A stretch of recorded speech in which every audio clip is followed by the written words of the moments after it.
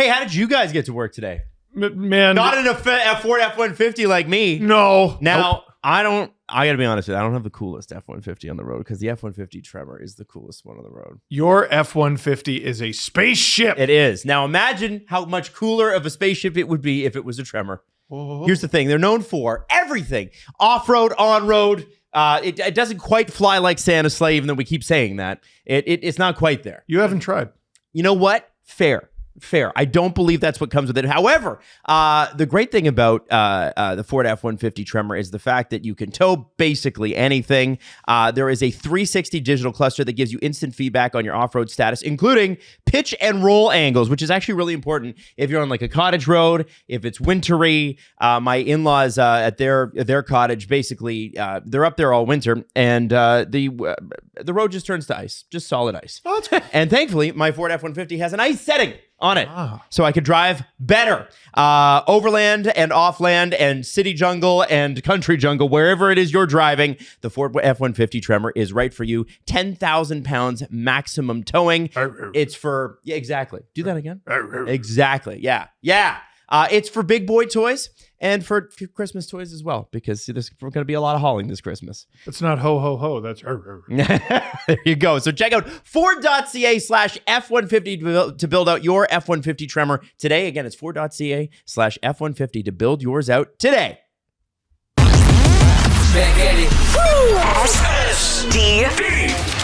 SDP, the Steve Dangle Podcast, with your hosts, Steve Dangle, Adam Wilde, and Jesse Blake.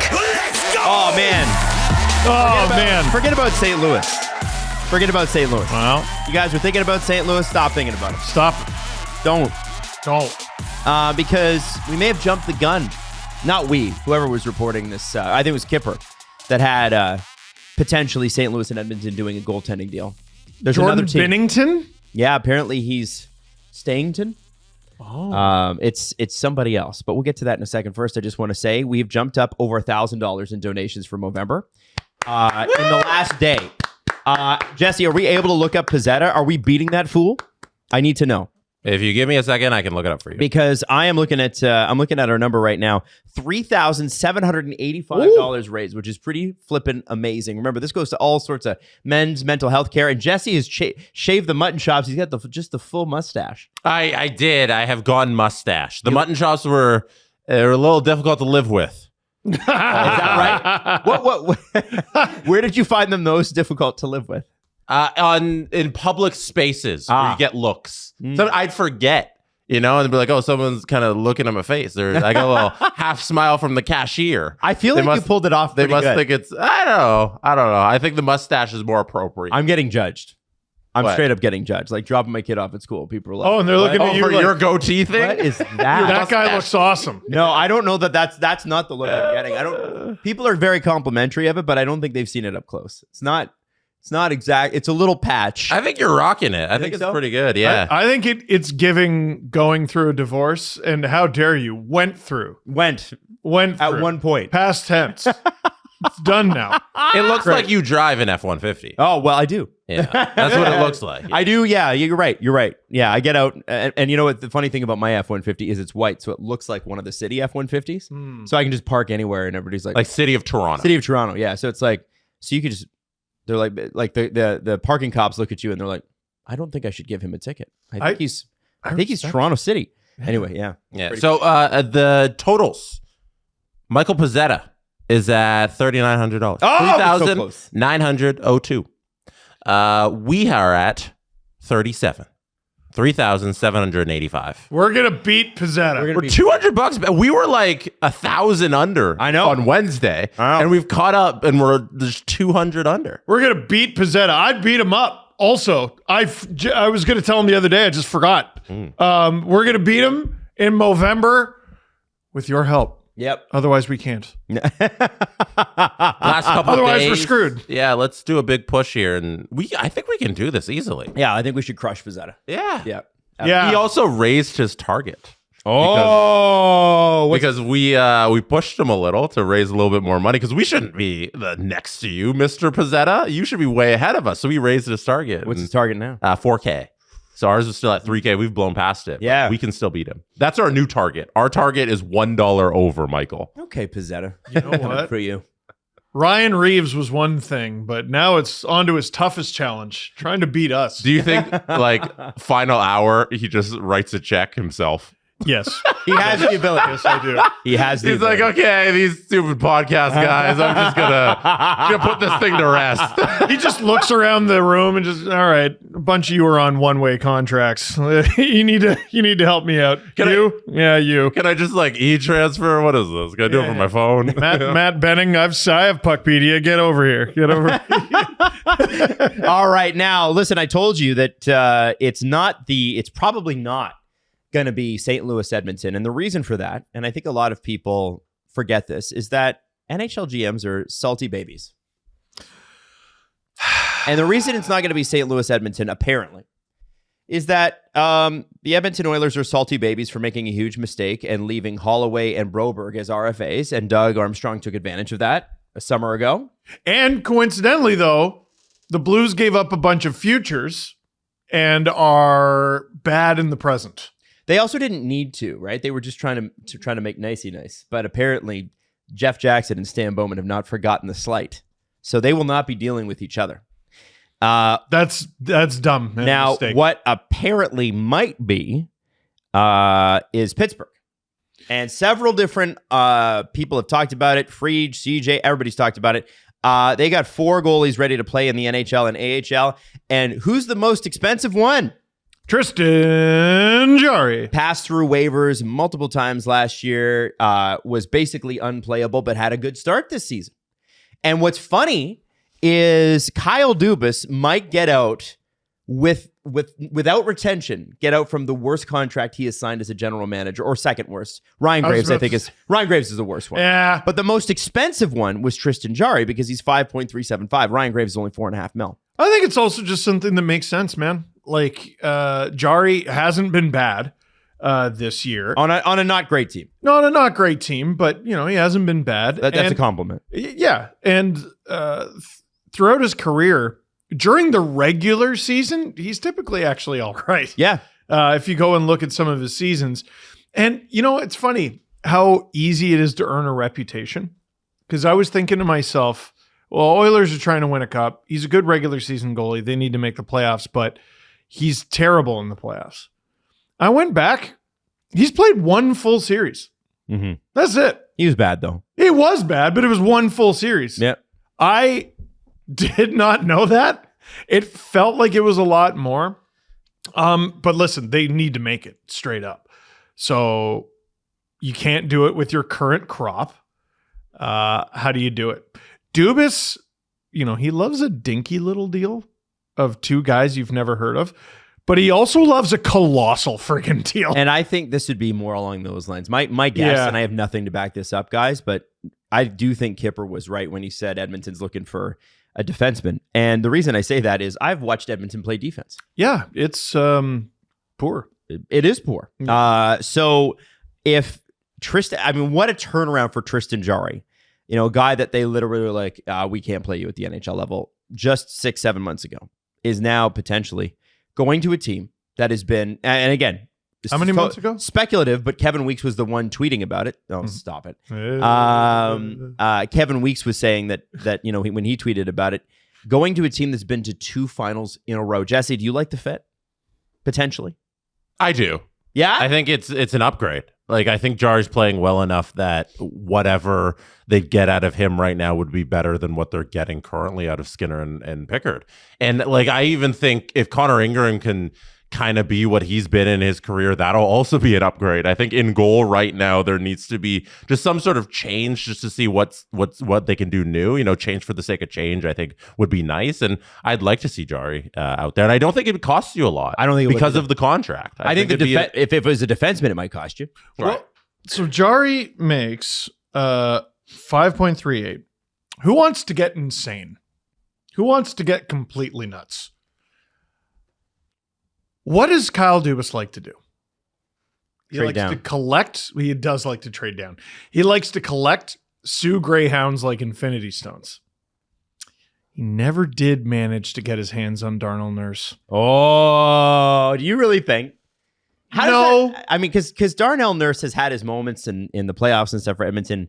Like, for a team that needs more defense, is trading Darnell Nurse, is he a negative? So I know his contract's high, but like whatever, Yeah, man. Like, his salary cap's going up. that's where this trade goes awry. And like, I honestly think if you're managing to get Jarry off your books and you're acquiring Nurse, you could probably also get rid of Graves too. Like, just for the dollar value. But here's where it goes awry. I think in NHL circles, Darnell Nurse's value is a lot higher than it is in the online hockey community. I mean, he busts his ass. Yeah. He makes way too much money. Like, there's a world where he's like actually a really popular player, but that $9.25 million cap hit is insane. Remember when Tyler Myers was the worst, most overpaid, friggin' unplayable plug in the world, and then he signed for like 3, and everyone's like, chaos draft, love him. Yeah, at $6 million. Yeah, It was painful. it was painful, and now it's no, that fits. That's valid. Okay, I like that. Listen, I don't think it happens, but I'm trying to figure out how on earth the money works for Edmonton. Mm-hmm. Because they're not really in a position to take on a goalie who makes over $5 million, even if they traded away Stuart Skinner, even if they traded away Skinner and Pickard. What about a winger? What about a Mangiapane? Man, a guy you just got, I guess. I guess you could. Like, Podkolzin doesn't make a ton. I just thought Mangiapane makes 3.3, right? Yeah. So Kapanen is an interesting name. I don't think Dubas wants him back. I also think he's injured again. And he is injured again. That was a tough clip to watch yesterday. It was. I think I really felt that. if they really wanted to get the deal done and they had to pay the price that Dubas was asking for, like if I'm on the Edmonton side, I'm asking for 50% retained, and that 50% retained for Stuart Skinner plus whatever. Oh, you want Skinner retained? No, I want Jarry retained 50%. Oh. And it's Stuart Skinner for Tristan Jarry, 50% retained plus whatever assets that are required to acquire that player, leaves Edmonton with more cap space. So like they would gain 88 grand back. And So they'd end up in the positive. In So cap. that is this season and next season and the season after. Mhm. That's that's- hefty price to that's pay. the remaining Connor McDavid seasons that And are under contract. That's kind of what Oh, you'd have damn. to pay for, right? Because Yeah. that's the goalie he is right now. He's not a $5 million goalie No. right now. He's less than that. So if you're in these negotiations, you want Dubas to keep some of that money because Pittsburgh has over $12 million in cap space. Right Current cap space. Yeah, since they changed the LTIR, I don't understand Yeah, it's anything. funky. According to Puckpedia, projected cap space is just under 9 mil. Okay. Current cap space is just under 12.3. Okay, so there you go. So right now they have that ability to just take on that money, and you got to utilize their cap space because you don't have your own. So I would pay for Dubas to retain that if it's 40 or 50%, and then you get into that comfy number of you're actually gaining a little cap space back. So what do we got in terms of assets if I'm Right. Edmonton? Okay, I don't have a first this year, but I do have a second and a third. I don't have a fourth or fifth. I have a sixth and seventh. Dubas loves a 7th round pick and trading for one. But you got all your first 3 picks in 2027, and you got all your first 3 picks in 2028. In fact, you have 2/3. Yeah, there could be a fit here. Yeah, and the other thing that came out is that they might not just stop at Skinner. It might be Pickard too. Not in this trade, but it looks like they might be trying to upgrade both goalies. And I haven't heard anything about what the second goalie might be. It worked pretty well for Colorado. Yeah. So if they Connor are Ingram. serious- Like you got, yeah, there you go. you know, maybe you're making room for him by removing Pickard just for the cap space as well. Maybe that makes the Jarry deal even easier because you're gaining that cap space too. And maybe there's a case to get assets back for Pickard. Like maybe you're replenishing the draft pick capital that you got to send out there to get Jarry. Like there's a lot of maneuvering that Edmonton can do. And I think that's why you in particular, Adam, scream so much about their front office is because there is creativity to be had and they've always sat on the sidelines with this situation. What a good word. Creativity. I want more GMs to listen, the league is so close and, teams are worried about blowing it up and making a big buy or making a big sell. All right. How about you just make a trade that makes your team better? How about you're the Oilers? You have no goaltending. You need it. You're the Penguins. You have too much. Shut up and kiss. Oh my God. I'm so tired of, we just, we can't do it. What if all of us showed up to work every day and went, can't do my job? Sometimes I just can't do it. I mean, and got paid $5-6 million bucks for it. That'd be pretty sweet. Sorry, boss. It's November. Work doesn't get done in November. What? Sorry, the entire month of November, nothing happened. You do forget the human side of it sometimes, because these are people who are still fighting for one of 32 jobs. And if they GMs. If they make a mistake, then they have to wear it. If you just stick with your plan as is with the players you acquire, it falls on the players. And sometimes these guys are in job preservation mode. Right. And by making moves, you are exposing yourself to be axed, because it is very easy to get fired in the world of the NHL. It is. And sitting on the sidelines sometimes just buys you more time. And you're just kind of the guy who's trying to maintain his position within NHL circles. It's not as, sometimes guys aren't really trying to make their team better. They're trying to protect themselves, which is a dark, underhanded side of this thing. But it is true, and these are people. Clip.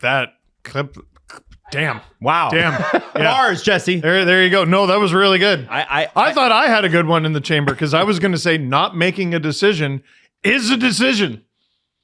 You're just sitting there going, oh, maybe things will correct them. No,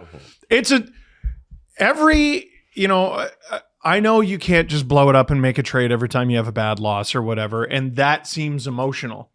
But to me, you make decisions with everything you do or don't do. And by sitting there and not addressing something that very obviously needs to be addressed too sweet, you are making the decision to keep your team bad. Tristan Jarry in 8 games, by the way, is 6-2 with a .914 save percentage this year.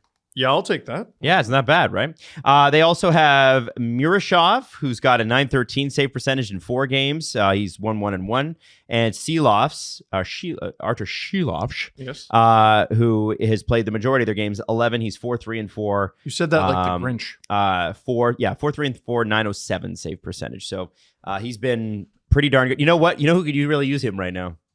The Vancouver Canucks. Damn. They could really use him. Gave him up for next to nothing. Yeah, I like that fit better than Binnington, because Binnington's been bad.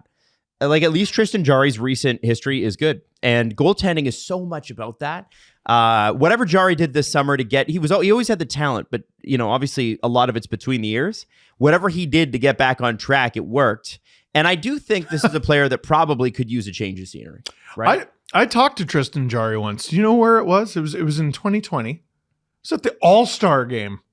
In 2020, you were at the All-Star game? That man was at the All-Star game. That was with Sportsnet, and it was like 40 days before the season shut down. Wow. At the end of January. That he did .921 that year. He was unbelievable. And I think he was a rookie. Rookie or a sophomore. Yeah, sophomore. She'd played in parts of 3 seasons before that, yeah. Yeah, but goalies are like that. Yeah. Raycroft was on like his 4th season when he won Rookie of the Year or something. Yeah, goalies are weird. He used to be real, real good. And he had basically one bad playoff run, and it shattered him, apparently. Because, man, whenever the Penguins needed him the most, even in a few regular season games where it's like, we can't lose this one, not only did he lose, but he was like the reason they lost. He could use a change of scenery for sure. I mean, he's going to come into Edmonton and everyone's going to be cheering his name for at least the first week, right? Like, look at us talking like it's already happening. Yeah, I know. like it is. I know, right? And we haven't even mentioned he was an Edmonton Oil King. Yes. Way back in the day, and they won the WHL championship. The 13-14 season. Curtis Lazar was on that team as well. Nobody else of note. But Griffin Reinhart. Also on that. Oiler legend. There you go. There's 3 names plus Jarry is the third. Henrik Samuelsson. as well. So there's names. Hey, how about was it Griffin Reinhart for Jordan Eberle? Was that the trade? No, Griffin Reinhart for the pick that the Islanders used to draft Matt Barzal. Yeah, That's rough. Oh man. I think it's what's worse, trading Griffin Reinhart for the 16th overall pick, or trading the 16th overall pick for Griffin Reinhart, or just picking him fourth. I think that was worse. Yeah. Just the selection. The selection of picking him fourth. Look him up. Look him up. Who went fifth? Who went sixth? I don't remember what draft that was. The Griffin Reinhart draft. Yeah, That's what everybody refers that's to 2014? it as. I don't remember. 2012. All right. Oh, that draft sucked. So yeah, the Oh, 2012 Morgan Riley was the next pick. The 2012 draft was ass.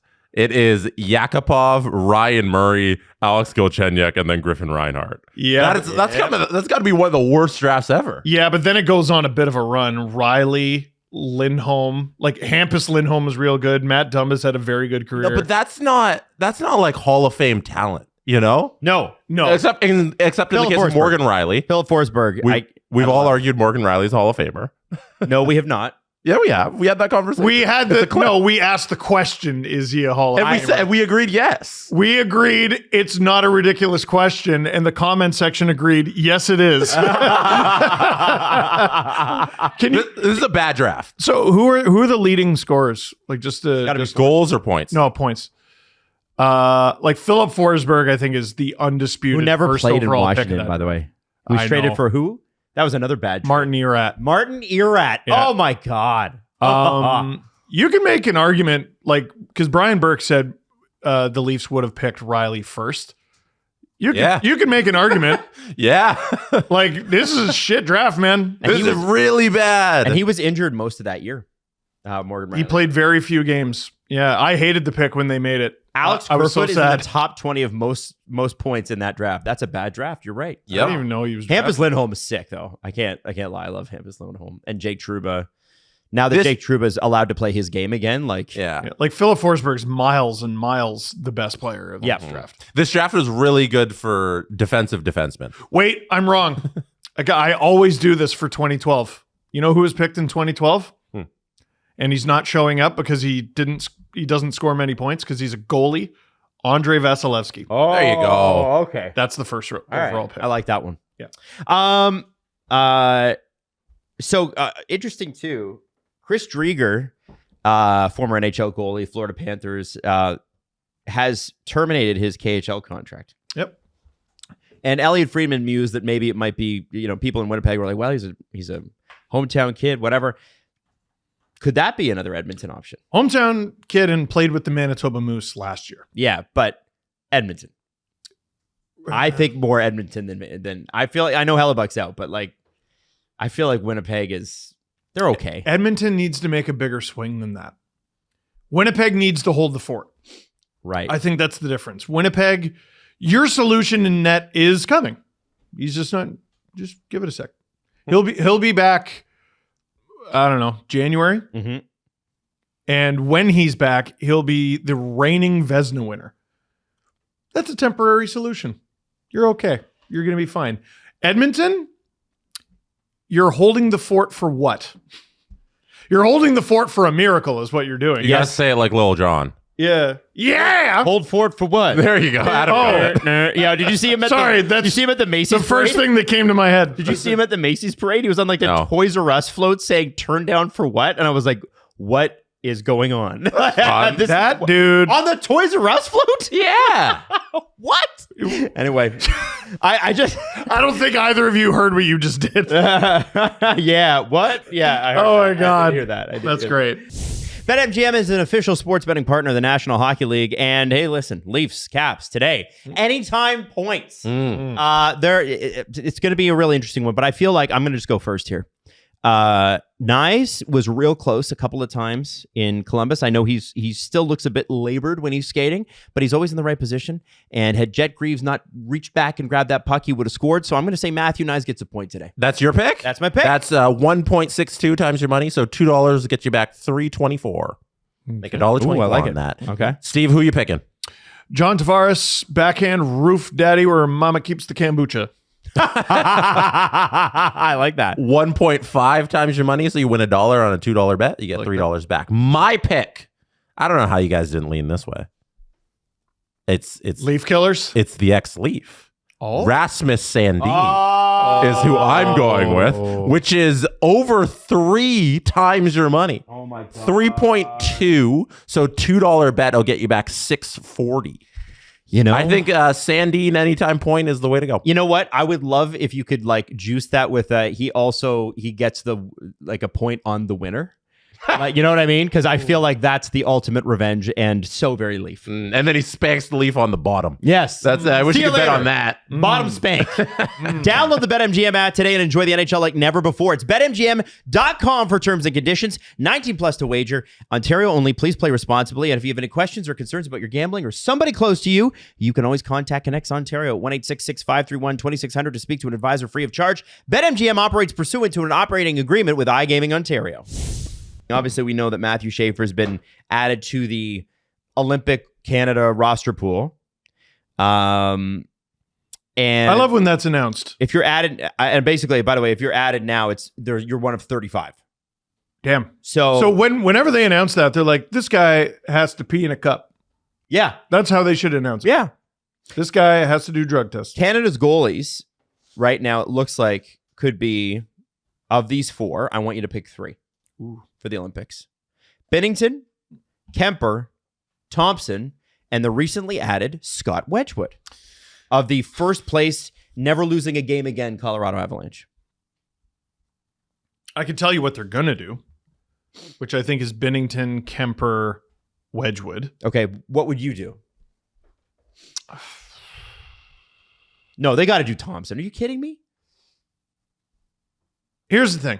Like, I was listening to CJ show on the way in. The third goalie doesn't play. Like, and if he does, you're in shit. So if you're bringing 3 goalies who you think have a legitimate chance to be your starter, which is kind of the position that Canada's in, I think you're already in trouble. I think you need to have it's this person, and if things go awry, then it's this person, and then the third guy is like he's vibes guy. He's there to make you laugh. He's there to keep it loose. I really like the argument for Scott Wedgwood because he's a career backup. Mm-hmm. Like, who knows that role better than a guy who's done it, including the beginning of this season, right? So I probably bring him. Kemper is playing pretty well, and he's won a cup. And then it's Binnington. So I think you start Binnington. Kemper plays the relief games. If there's a conversation after, let's say 4 games, 3 or 4 games, you can make the switch to Kemper. And then if someone gets, that's what the third goalie's there for. Mm-hmm. They're not there as a third option. They're there if someone gets injured, right? So Binnington, Kemper, Wedgwood. And that's very unfair to Thompson, but so be it. Jesse, of those, if you're Team Canada management and it's all up to you, of those 4, Kemper, Wedgwood, Thompson, and Binnington, who are your goalies? I'm going Binnington, Thompson, Kemper. Those are my 3. And I believe Matthew Schaefer is added to the long list, not the short list. No, for each said it's the 35. It's the third, but they're still at like the 90 list, are they not? Here's what he said. He said, Colorado Scott Wedgwood joins Matthew Schaefer as late additions to the Team Canada Olympic pool. If you're added now, you aren't one of the 90, the original list. You're one of the 35 and a serious candidate. Oh, Wow. So, Wow. Oh, Well, I mean, they named the team in like a month. Yeah. That's why I think it's cool. Yeah. That's a great story. Career backup, 33 years old. Yeah. Scott Wedgwood. Those are my 3, by the way. I think it'd be a shame to leave off Logan Thompson. I think so too. Yeah. If I'm going to be honest with you, I know that Binnington played great, but he's the only one with a sub 910 save percentage this year. Yeah. He's 30 points behind the other guys. Listen, Gold medal. That's so nice that you did it at 4 Nations. I'd love to It's know what he cool. was heading Kemper, into 4 Thompson, Nations. Wedgwood. What are we doing here? What was No. Binnington? I'd love to know, and I don't know how we would find this. What was Binnington's save percentage heading into the 4 Nations? It was 'Cause bad. It was garbage. bad. Yeah. It was garbage. And then the tournament began and he was garbage. And the tournament continued and he was garbage. And then the final showed up and he's like, I'm unbeatable. Like, He was great. it was, that's the kind of thing that Team Canada's faced with, is that they look for big game experience, and I can't just brush it off as it, saying it means nothing. Yeah, he did it. Like, he won the gold medal. Like, I feel like that's enough of proof of concept that he's your starting goaltender. Plus, the team in front of him this year is bad. Like, he's not playing in front behind the St. Louis Blues when he goes to the Olympics. It's Cale Makar and Connor McDavid and Nathan McKinnon. Like, it's in a different circumstance, and I feel like he's earned that number one role. Okay. Now, I can tell you the save percentage too, Steve, if you can give me the date that Four Nations started. I just found it. This was an article written February 11th, 2025 by Kristen Shilton at ESPN. Oh no, sorry. I'm reading his World Championship stats, which were awful. He had a 6-2 record, but he was an 885. So you're looking at roughly February 11th. You want me to stop at February 11th? Okay. Sure. Even if we're missing a game here or there, this just gives you a snapshot into how bad he was. Jordan, but 897. 897. Well, so yeah, he's even worse this year. From the beginning, which makes sense. From the beginning of the season until February 11th, he was an 897 last year. So there you go. 289 GAA. A record was 15, 19, and 4. Oh, ugly. So it's irrelevant. Ugly, and then he was great. And then, for as bad as he's been, like, sometimes you can extrapolate a lot by looking at how a team's backup is performing. Mm-hmm. Joel Hofer is 2-5-2 with an 869. Nice. So Bennington's significantly better than that, at least. Oh, okay. Oh, he's an upgrade over their backup, which yeah, it should be. It's a low bar. I know. Okay. It's a low bar. Listen, I'm skeptical again this year. You're not picking Binner? The rules don't apply. The rules don't apply. I mean, I listen. I think it's cool that he did that last year, but I believe that you should ride the hot hand. The one thing I will say is that he is the cup winner out of all of them, right? Canada has. I don't think Logan Thompson has one as a starter. No, he doesn't. Canada has a reputation for needing to be forced into the right decision. In 2014, they didn't need to do that. They had Carey Price. Who was the third goalie? I don't know. Who was the backup goalie? Who gives a damn? Carey Price was your starter. In 2010, you have Martin Brodeur, Roberto Luongo, Marc-Andre Fleury. Anyone with eyes could tell you the goalie to start in that tournament was Roberto Luongo. Yeah. In 2010, he ruled the world. He was incredible. They started Brodeur. Brodeur wasn't very good. They switched to Luongo. They win. 2002, Cujo started that tournament. Yeah, but this poisoned the well. It did poison the well. It's the reason he left Toronto, because he got so mad at Pat Quinn because he had a bad first game or two. They presented him with the gold medal in Toronto, and it was icy, and you could tell he wasn't stoked about it. And I love Cujo. Objectively, the right decision. Martin Brodeur in the year 2000. How wasn't Brodeur the starter the whole time? I know. Kind of crazy, huh? Right? So you got to be forced into the right decision. And here it might be Kemper, but you got to be forced into it. Okay. You think Kemper? Darcy Kemper, Maybe. Stanley Cup erasure by Adam. Oh, I forgot. Yeah. Stanley Cup winning goaltender for the Colorado Avalanche in 22. He did miss a bunch of that series with an eye injury, which is bad for a goalie. How did he get that again? Was there a stick? I don't in the remember. face or something? I don't remember. Who filled in for him? This is another goalie who's wiped off the face of the earth. Grubauer. No. Oh, Francouz. Pavel Francouz. Oh, who there was you go. great. Yeah. And it was just the Edmonton series he missed, right? Yeah, but it's a conference final and they swept him, right? Yeah, but he started every other game besides that. Yeah. Yeah, so he misses 3. He has 10 wins throughout that run, 16 starts. Yeah. Oh, I'm not saying he didn't do anything. I'm saying, No, I'm saying it wasn't as that big of a deal. I'm saying he didn't do he it. missed basically a series. Right? No, yes, but like he's the other 3, he was good and he won the Stanley Cup. The thing about you're looking at it in the context of champions. I'm looking at it in the context of the Leafs never get that far, so that seems like a lot of games.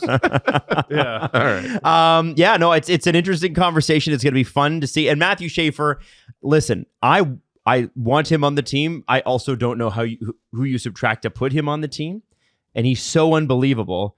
But just I think sometimes you put him in the top 35 to go, listen, dude, we love you. And we can't this time, but you should know that you deserve this. And I respect Team Canada's management for adjusting like that, because traditionally they just haven't. And if you're reading some of the reports out of the United States about what Bill Guerin is thinking, like he's like, if you can't throw bodies, like you're probably not going to be on this team. And I look at guys like Cole Caulfield, I'm like, you're not going to leave him off, are you? He's not going to be a scratch, is he? They did last year. And Tage Thompson. Tage has got to be on the team. He wasn't last year. He led Americans in goal scoring last year, and they left him off. And Kyle Connor was tied for second and was scratched. I don't think that happens this year. The Canadian and American D-cores are preposterous. Both of them are complete. Both teams could ice 2 world-class healthy teams and be totally fine. And one day, I kind of hope they allow that. Me too. Should John Tavares be offended? Not really. I think a little bit. Do you know? I'll tell you why. How he couldn't possibly perform much better than he is, and yet, we're trying to find roster spots for Bedard and Celebrini for sure, and as good as Tavares has been, you could argue Horvat is every bit as good. How do you fit him on? Here's where I think you should be annoyed if you're him. Team Canada's management made clear that that if you go to the World Championships, you have a better shot. And he went. He was the captain. They didn't win. And lessons were learned, as I remember the quote was. Not only did they not win, they lost to Norway. Yeah, but I think it was they just weren't very good. Was he the captain over Crosby? I don't think Crosby was there. Wasn't it Crosby in the Fleury reunion? That was last year. I think you're thinking of 2 different years. This is 2024. That was. Oh, you're not talking about the most recent one. No. Crosby was the most recent one. Tavares couldn't go last year because they were playing the second round. Yeah. Tavares was the year prior. You're talking 24 World Championships. Yeah. So they were like to everybody, listen, you better be there, because if you want to be on the 4 Nations roster, you got to be at the World Championships, which is why Nick Suzuki wasn't there. Nick Suzuki was like, I want to do other stuff. That's another name. Yeah. That's another name. I don't know how you leave him off, but it's looking like it might. It's Team Canada. Oh, man. Earlier this season, I would have said you can't leave him off. And now I'm not sure how you put him on. Mm-hmm. The margins are extremely tight. Right. They also lost to Florida that year, so he must have left after the second round, right? In 24. No, in 24 was Boston. Oh, yeah. I know, they all blend together. Yeah. They all blend together. No, this is I guess because he wasn't even really in consideration for 4 Nations, right? No, not really. Yeah. So, but he's playing so well. You'd like him to be more in these conversations. Yes. Is what This is what I'm saying. Team USA and Team Canada could easily have 2 teams each. And they'd be good. I think it's a fun thought exercise. You know whose name has not even crossed my mind for Team Canada? To the point where I was like, I thought he was American when he was brought up the other day on TV. Jacob Chychrun. Chychrun's got 8 goals. And he's haven't even heard him mentioned. He might not even make Team 2. That's crazy. They're stacked. It still bothers me how little Washington had to pay to get him. It makes me angry. I'm not bothered by it. Get him out of the division. Yeah, fair enough. Get him out of the division. It's starting to ramp up and be more fun. And obviously nobody's saying anything about the arena. But if you were to believe Jesse Blake, it'll get done. Yeah. I have no inside info on that. You do. Freach did say that it's a little too close for comfort, but whatever. What are you going to say? It's we have no control over this. It will be hilarious if apparently there was some sort of issue with the roof that it was too low, and that they had to raise the roof. Like that. I'm serious. They actually had to fix the roof, which is. It's just wild, it important man. that the roof is good? Yeah, probably. Especially in a place like Milan. I don't think it's going to be super warm there, but I don't think it's going to be cold either. It's close to the Alps, but it's still on Mediterranean-ish, right? Well, it's very far north. So I don't know what the altitude okay. is like. Relatively speaking, though, Yeah. like what's I don't far know, north? man. Like I don't know. I don't know. I'm not from the north. I'm one of the dirty Southerners, like Furio. Right, Yeah. right. Well, anyway, long story short, it's gonna be a fun one. I'm excited to see. To me, the most intriguing thing about this is because Milan is just about an hour away from Genoa, and Genoa is right on the ocean. I'm excited to see. This one is the most exciting thing. It's not who makes the roster. Is the building done? And they're not going to be able to play it in Switzerland because they had thrown that out there. So Where does the roster play? yeah, There's going to be some scaffolding up. you think so? Yeah. You think they'll just hide it? Scotiabank Arena had scaffolding up to start this season. They finally got it done and fixed the new boxes and everything. So it'll be last minute. They'll be on the ice. Grown-ups are a concept that we just made up to make ourselves feel better. Yeah. There's no one's at the helm, no one's at the wheel. We're all just trying to get by. That's all it is. Hey, you know what's great? You. T-shirt does it fit? No, thank you. Oh, I'm only great because of my T-shirt. that's right. I'm behind every great man is a solid T-shirt that actually fits and makes your arms look strong. Look at that. Oh my God, he can barely get them off. He's so strong. That's some yoked stuff. Over 25 million shirts, True Classic to 5 million customers, 200,000 5-star reviews. True Classic has become a staple of closets everywhere, and it's because it's not, as Jesse says, the Euro cut, which is you could see everything because it's basically spray painted on you. Yeah, it's not one of those shirts. And then there's the American cut, which is this is a parachute Yeah, from the nipples down. Right. Yeah. We don't want that. We want a little bit in the middle. Because guys are all different shapes and sizes. Some of us are thicker daddies. Some of us are tall daddies like Jesse with his cool mustache. It covers it all. It does. And it's crazy. That's the thing. It's not just about fabric or fit. It's about confidence. True Classic gets that. We've been wearing them. You should wear them too. Skip the guesswork and also well-priced, overpriced designer stuff. You don't need those Kanye West $1,000 t-shirts. What kind of daddy am I? Huh? You didn't say what kind of Well, daddy you're like me. You're like me.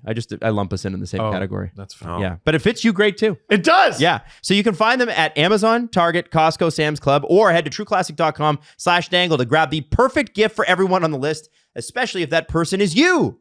Get yourself a True Classic bundle, trueclassic.com/dangle. I want to ask you guys about the Leafs actually winning a game. We had no games yesterday. Yeah. But the Leafs won a game. And it was kind of funny because they played well, but they kind of got caved in the second period as they're known to do this year. Third. So they caved in the second too. It wasn't great. I thought they were okay in the second. Okay. Yeah. And yet they pulled it out. Joseph Woll, Troy Stetcher says he's like, I've been here 4 games and Joseph Woll's been the best player each and every time. Yeah, he's correct. So how, one of the conversations we had on Wednesday is, and Jesse, you asked this question, if this road trip doesn't go well, does Craig Berube come back as the head coach? Is that now off the table? No. No. Yeah, no. There's still many games to go. One slight You win won in against the overtime and Blue looked like Jackets. shit. Like, what do you... Yeah, their last regulation win was the one against the Utah Mammoth on November 5th. Oh, There's time for him to be fired. Which, heading into this game, I was like, if the Leafs figure it out internally, here's how. And it was their center depth. Matthews, Tavares, Lawton, Waugh. The only complete game those 4 have played together this season was the Mammoth game. And they won. And they won in regulation. Yeah. Holy hot shit. But that was up and down to say the least. The first period I thought was better than the stats suggested because they got screwed on penalties. Brutal. The Nick Waugh one, fine. The first 2 power plays were fairy tale fictional nonsense made up by the refs. You get a call, you miss a call, you get a call wrong, whatever. That one, the officials had to go out of their way to be aggressively wrong. So I hate that and resent that. Mm-hmm. And I thought the Leafs were better than the numbers showed because they were shorthanded 3 times. Second period, yeah, you needed Woll to bail you out a few times, but you looked a little better numerically. And then it's been a theme recently where the Leafs are a team in transition now. And that transition is they have decided to stop being a shitty second period team and have decided to start being a shitty third period team. You didn't like their third period. Oh my God, it was awful. Wolves, the only reason that game even kind of went to overtime.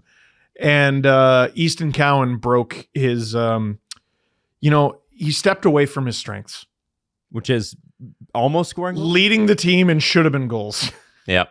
He's been playing great, but that was the first time I was like, okay, it needs to touch the back of the net though, Easton. And that goal was beautiful. Oh my God. That was crazy. That was a great shot.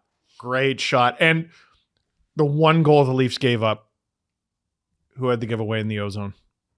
Max Domi? I thought fans were kind of harsh. Mm-hmm. It was a giveaway. It wasn't good. But like, it didn't fall out of the sky. Like Miles Wood made that happen. Yep. To his credit. And then it's an odd man rush and a great goal from a great player in Zach Werenski. So I don't ride Domi as hard on that one. I thought he actually had a pretty good game. It looks like he's going to sit today. And then overtime is obviously rock stars. So I want to ask you guys about that because I actually thought Domi had one of his better games of the season. I agree. Except for that giveaway. And it looks like he's going to sit. And I have to tell you, with Dakota Joshua and Matthias Michelli sitting, I didn't miss either of them. No. And Joshua looks like he's coming back in. Michelli will sit a second game, probably play tomorrow on Saturday. And like maybe that's a style thing. Columbus doesn't necessarily play like Washington. Is Joshua there for like Tom Wilson sort of thing? He's a factor. Columbus sort of has that factor with Olivier. But he wasn't playing. Right? So it could be that, but I think the message is loud and clear from Craig Berube. 1, spots are open. 2, I hate this hockey team. He is not satisfied with this roster at all. And he's trying to scream it from the rooftops to Brad Treliving by scratching millions of dollars worth of hockey player every night. Jesse, what do you think about Max Domi scratched? If that's what happens. I think it's the correct thing to do. I think he looked better on the wing, obviously. Yes. I think the center thing, even Berube's admitted, like, hey, let's not do that, especially when they're healthy. Like, there's no reason to play him there. But I think it was very telling that he didn't get a second of ice time in overtime. Mm-hmm. And that's after that play. And when you are in this position in the lineup as a depth winger, you can't make a mistake that leads to almost the game-winning goal. Mm-hmm. Like, that's what you are out there to not do. Well, and the last time Berube played him in overtime, what happened? He made a mistake that led to the overtime winning goal. He's fighting it. And I think now the coaching staff can see that he's fighting it, like you said, and that he's not making the smart little plays. It's not about his effort level at all. Like, I think we all know Max Domi is always giving 100% effort. For him, it's about the decision making. And I think other guys on this team, often it's about effort. Yeah. It's about sometimes he tries too hard. Max Domi, he can be faulted at that. I think a lot of guys on this team, that we all know the passengers quote. They can be passengers at times, and they aren't playing 200-foot game. And Max Domi doesn't have that problem. It's with him, it's simply hockey skills, and sometimes he has lapses in judgment. Sometimes. You ever just brace yourself because you know no one's going to like what you have to say? William Nylander had a bad game. Mm-hmm. He had a bad game. And Berube called him on it. And pretty much the moment after he called him on it, and I think benched him for a shift, he turns it on to a point where he's the reason they won. Like, what was the stat? 15 minutes on the ice and only 42 seconds of puck possession? It was like 17 minutes, 42 seconds of puck possession. He had one shot on goal. He was bad. You're not going to win a lot of games with this roster with him not being clicking. Right? And moments after they put that graphic on the screen, Easton Cowan sets a pick, which I loved because Columbus did it all friggin' night. No call. Ref tells you something's allowed, you do it. Like, Cowan gets open. He's great. The hard work of John Tavares, you pointed out, Adam, friggin' unreal. But it's Willie who ends up setting up Cowan. And the reason he's able to rip such a great shot is because he puts the puck right where it's meant to go. So that's Willie doing Willie shit. And then in overtime, a lot of people were giving Matthews shit. but he doesn't get a point on this. He makes it happen.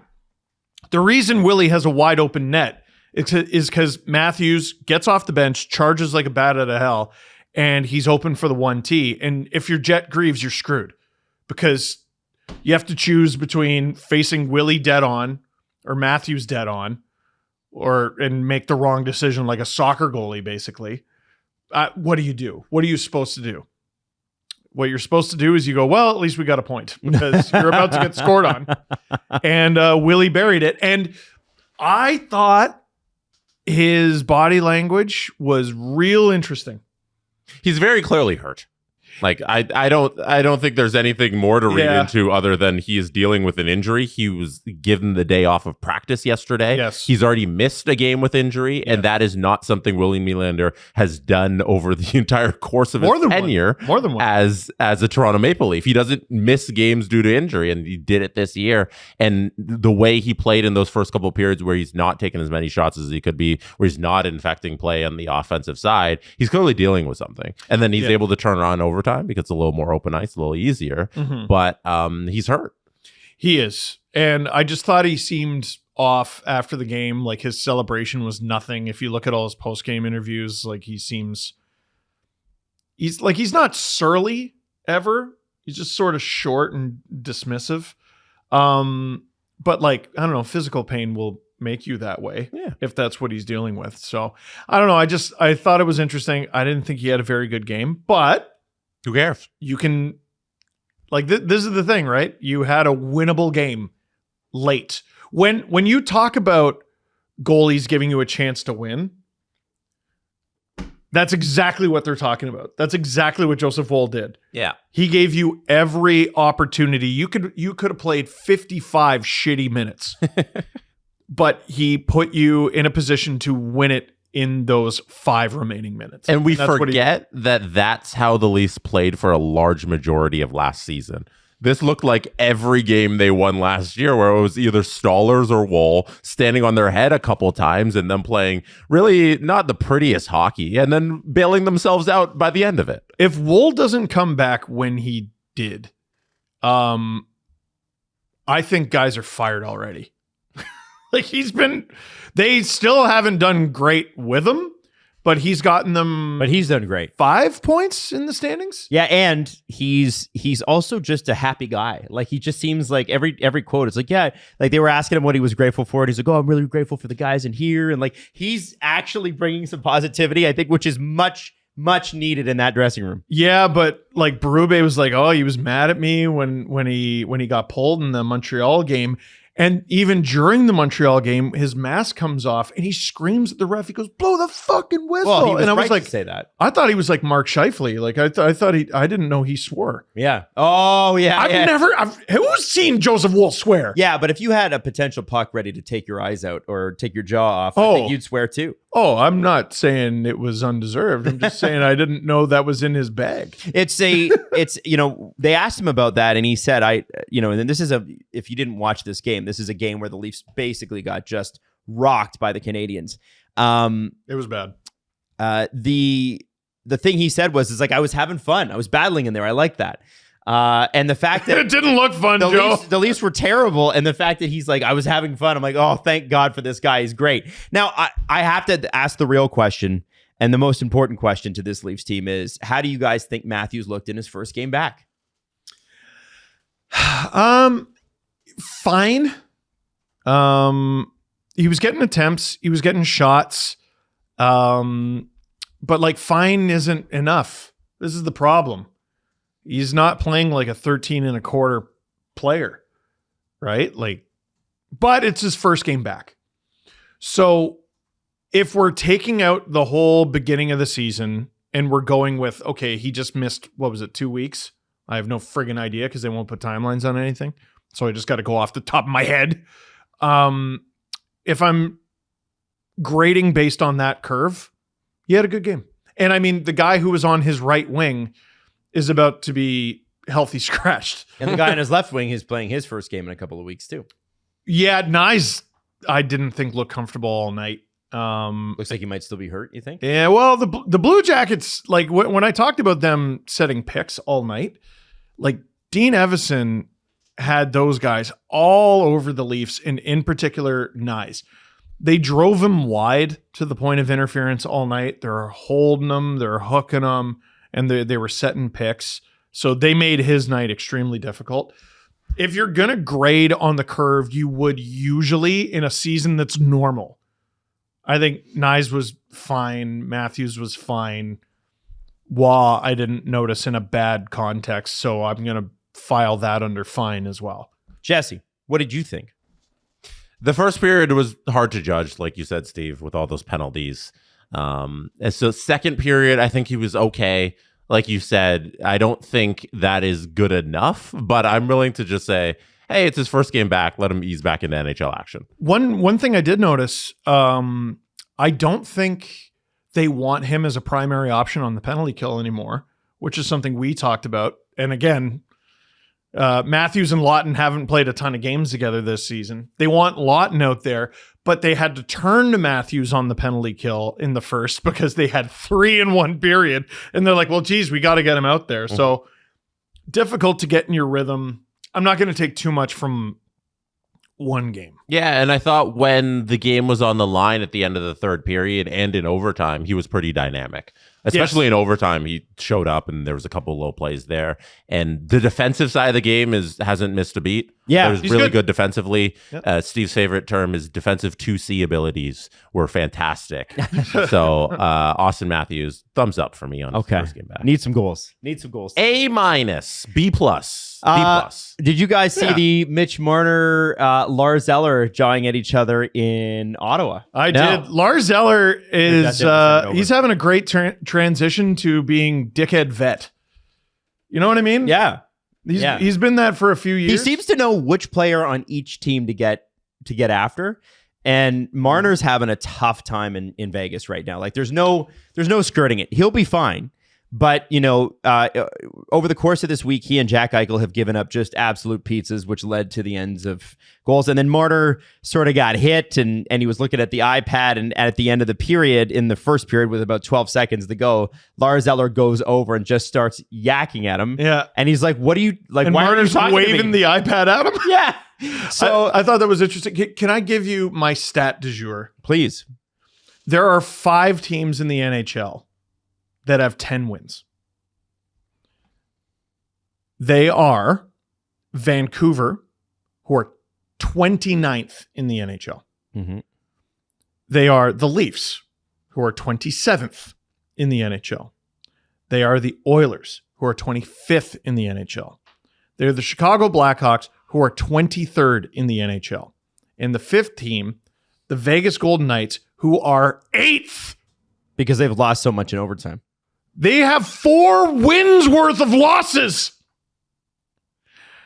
There's never been a bigger example of why. There's never been a bigger reason to change the point system than this year's Vegas Golden Knights. Didn't Calgary get in with 17 overtime losses or something a couple years ago? 17? 17. Well, and what's Vegas on pace for? Probably They're gonna more. Crush that. Yeah. At this current pace, which, they might not. But they're 8th place in the NHL. They are a top 10 team in the NHL with 10 wins and 13 losses. That sucks. And that's got nothing to do with Mitch or nothing. That's stupid. Now, a lot of games have gone to overtime in the shootout this year, and a lot of teams have lots of those loser points, but they have the most. Vegas has 8. St. Louis has 7.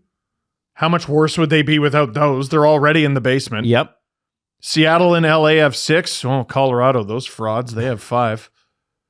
It's bad, man.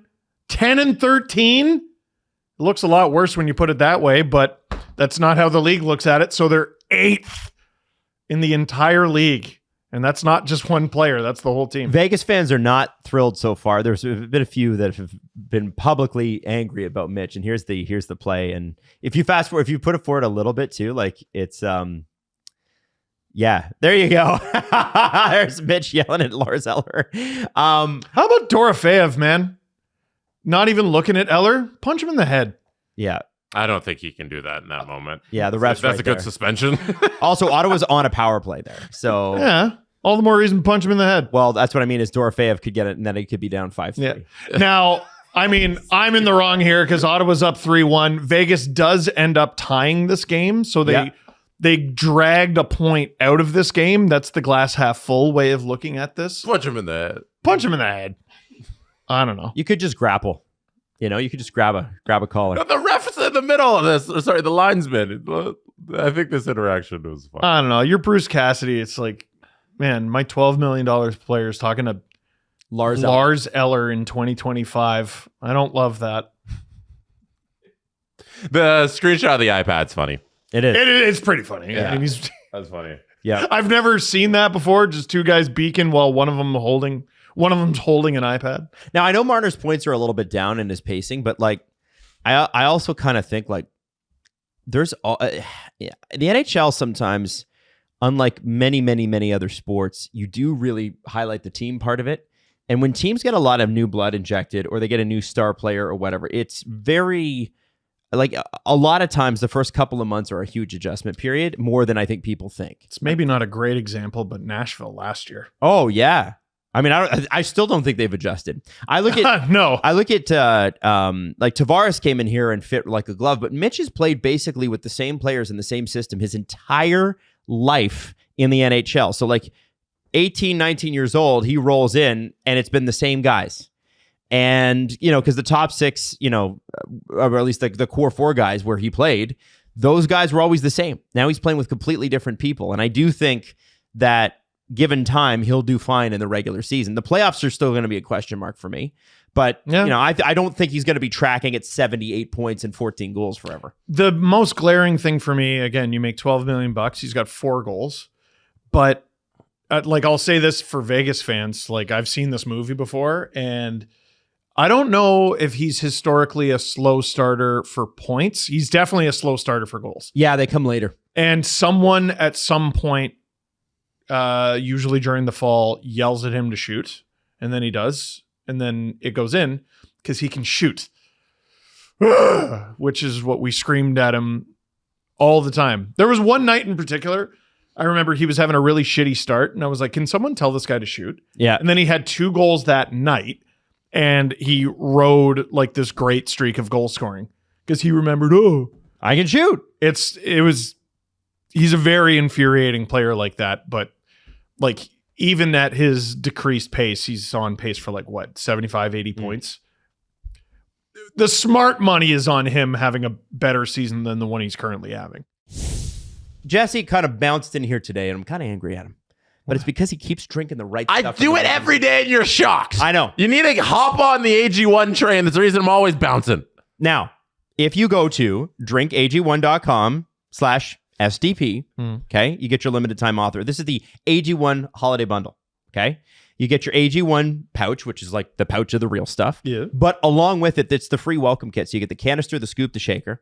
You get the AG1 flavor samplers. So there's different individual servings of different flavors. So if you don't want the green one going forward, you can get the other flavors. Jesse, you have a particular favorite on that? The mango. Oh, all right. Delicious. All right. So yeah, there's AG1 flavor sampler, and then there's the AGZ flavor sampler, which is something else with more flavors, and it's delicious. Ooh. Okay. And then you got your AG vitamin D3K2, which we've talked about, especially in the winter months. You need this. Get to it. Get to the best part of the bundle. You also get a free hat. And free hat. The hat. But the hat is, if we wore it, is a lie. But I kind of want to bring it in because the hat says what, Steve Dangle? The hat says morning person. You get a free morning person hat. You get to walk around and be like, I'm a morning person. I'll be honest with you. When I was single and I was on Bumble, after my divorce, anybody that said they were a morning person, I would swipe left on. I'm not even kidding. But AG1 has made Jesse, not traditionally a morning person, a morning person. Yeah. The D3K2, I think, really helps. It's cool that it comes with it because I think with the AG1, which is making your gut health all good and it gets you a little jolt in the morning. I think with that, with the sky the way it is right now, where it's dark all the time. You mean gray and sad? The whole kit. It's really been helpful. Drinkag1.com and the hat /SDP. Okay, you get that. We Your just morning outlined the whole thing that you get, and you get the hat that says morning person. Whether you are or you're not, now you are with drinkag1.com/STP. Get your holiday bundle. Last show, I asked you guys about Trent Frederick. I said, who am I? I have played 25 games. I have 2 goals. I'm -7. I'm going to do it again. Who am I?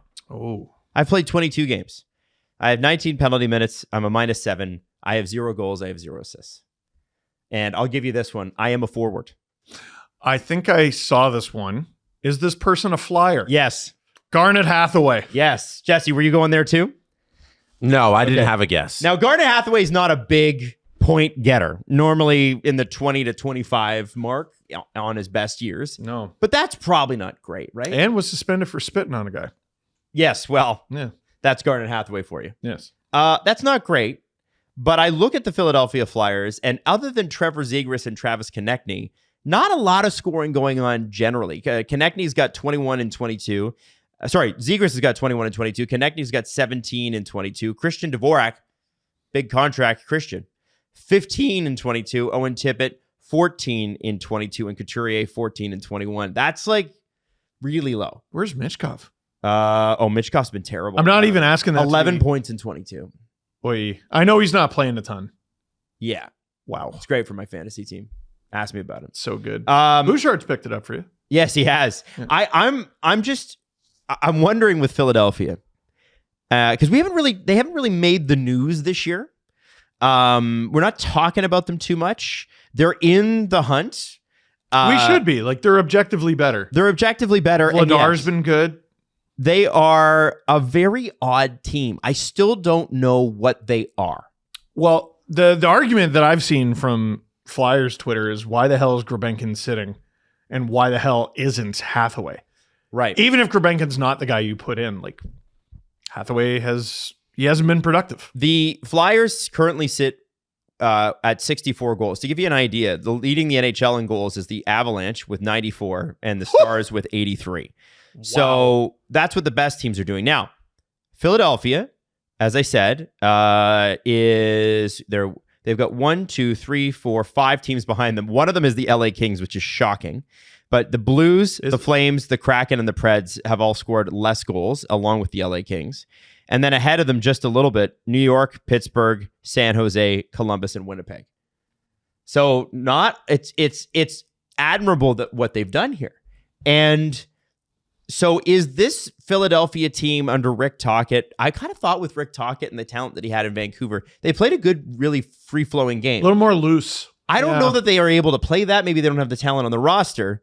But are the Philadelphia Flyers like a defensive, like Kolosov, 2 games, .930 save percentage. Sure. Vladar, 9-4 with a .913. And Sam Harrison's played 7 and he's got an .850. That's rough. Yeah, that's a shame. So, are Philadelphia a defensive juggernaut now? Is that what's happening here? Well, there are teams that are a defensive juggernaut because they're playing good defense. And there are teams that are a defensive juggernaut because they're forced to be. And I kind of think they fall under that category. Mm-hmm. I think this is a new coach trying to bash his system into a team and bash habits into a team. And I think if you're a Flyers fan, it's easy to fall into the trap of thinking this is the way the entire season is going to go. But coaches don't coach the same way in October that they do in March, right? Mm-hmm. I could easily see sometime right around Christmas, right around now, Tocchet take the reins off a little bit and change things up. And all of a sudden there's this explosion and it's a wave that the Flyers are able to ride. I mean, it's a better theory than they're just bad. So, Jess, do the Philadelphia Flyers scream of a smack of a team that really needs some high-end scoring from guys like, I don't know, Michkov and other people?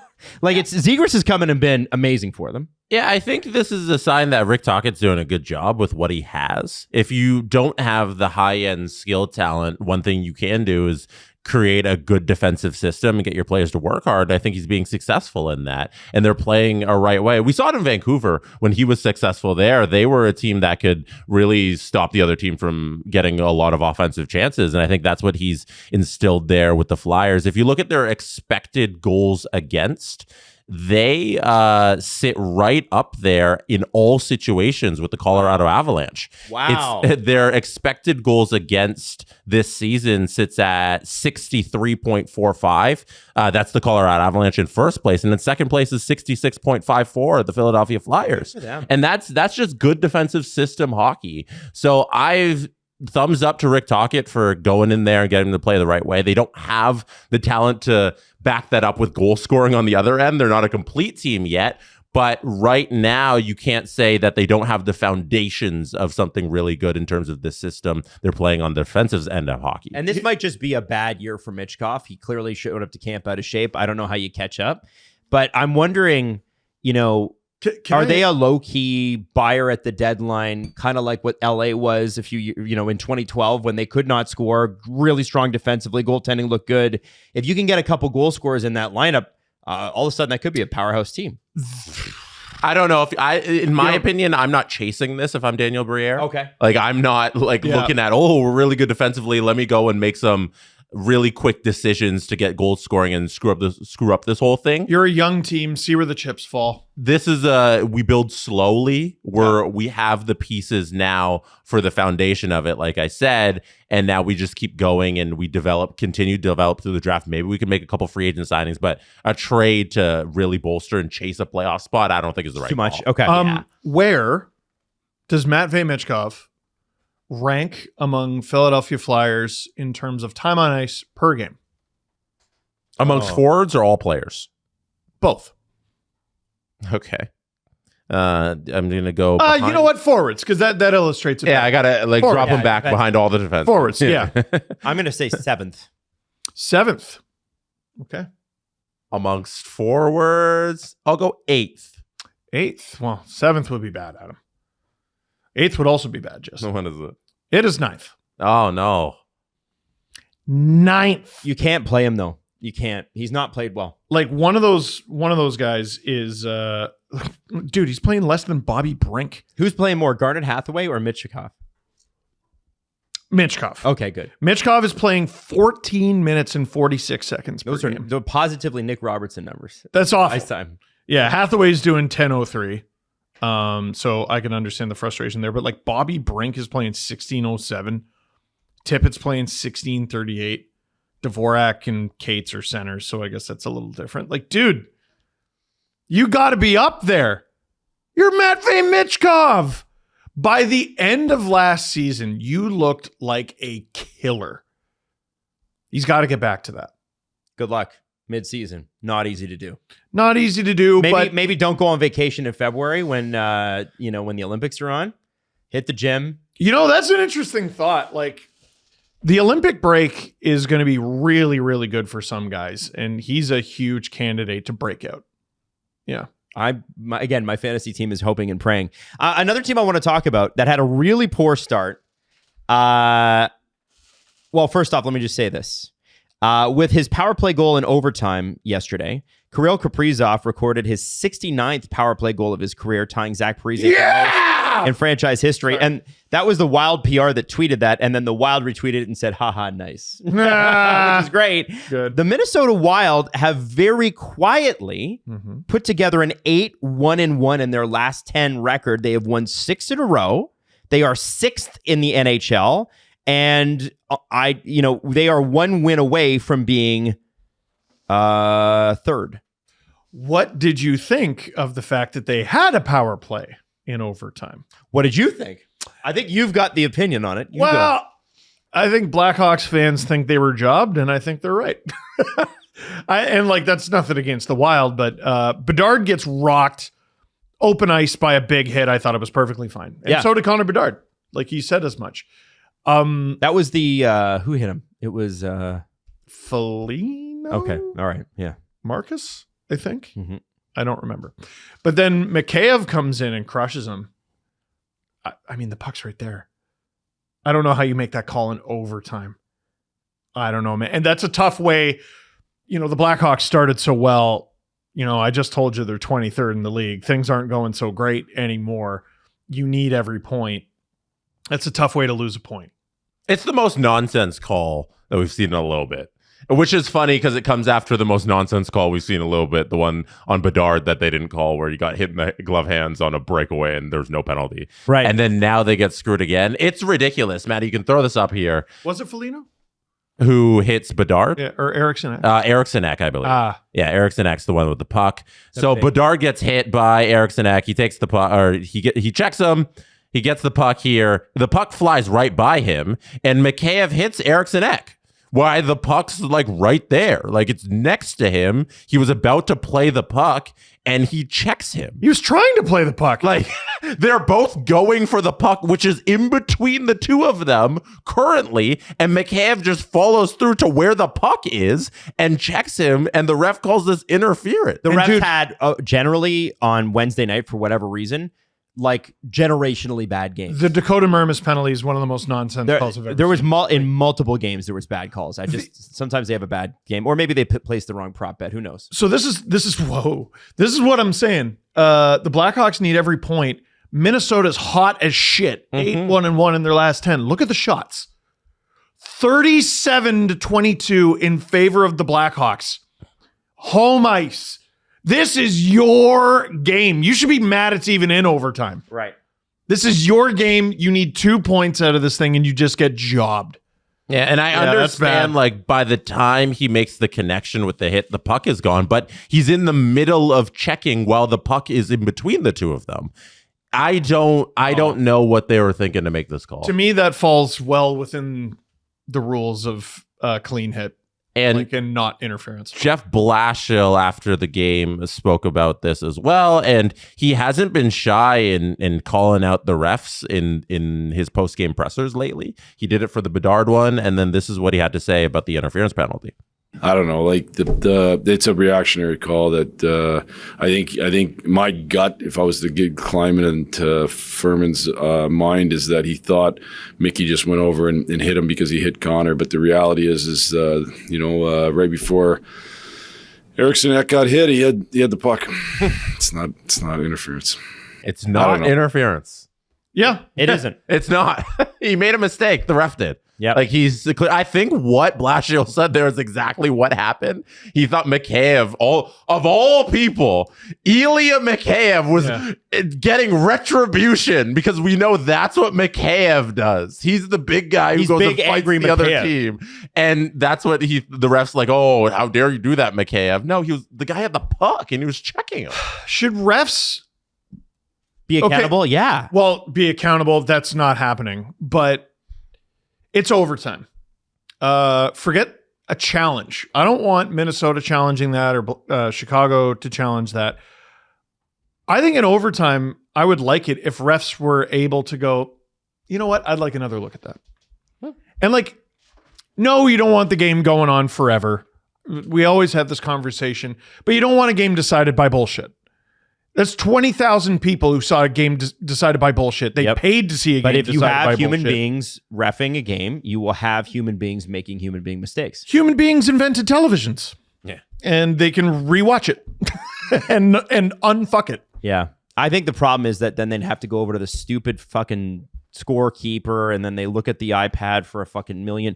Like that's the thing is it does really kill any momentum. I've probably said this too many times on the show. Like I'm beating a dead horse at this point, but the NFL has this thing called NFL replay assist where something happens on the field and if it's clear and obvious that it's the wrong call, they simply just buzz down to the referee and they switch things. How great would that be? I don't think we need to have a system where people need to go over to the iPad and anything. It's just have the people dedicated on each game. There can only be 16 on a night. You only need to hire 16 more people or whatever it is. Reallocate their time if you already have them employed and just have them watch the game. And if it's clear and obvious while you're watching the television that a mistake is made, you can fix it. And another league that's bigger than you and has much more foresight into the way things are going has done it. And they do it with much success and everybody's kind of happy with it. Do you think that the NHL is just cheap? Because that's what I think is going on here. I think it's just cheaper not to have that. And I think it's so funny. A lot of times people are like, why is that? Or intermission halftime show or whatever, and it's like, oh, you're carting out the corpse of Kid Rock again. The reason is that he's cheap. It's not expensive to hire some of these acts, right? Coming up, someone who was big a minimum of 12 years ago. Yes. That's why, like, when people were like, Tate McRae, I was like, you have no idea what you're talking about. Huge. This is a big get. Yeah, absolutely. This is actually a really big get. I'm reminded of a story I heard at a Puck Talks years ago. R.I.P. Puck Talks. Tyler Dello, back when he was a blogger. Now with New Jersey. No, he's the Carolina. assistant GM of the Carolina Hurricanes. Right. He used to be a blogger, and that turned into a job with the analytics staff of the Edmonton Oilers. And he was...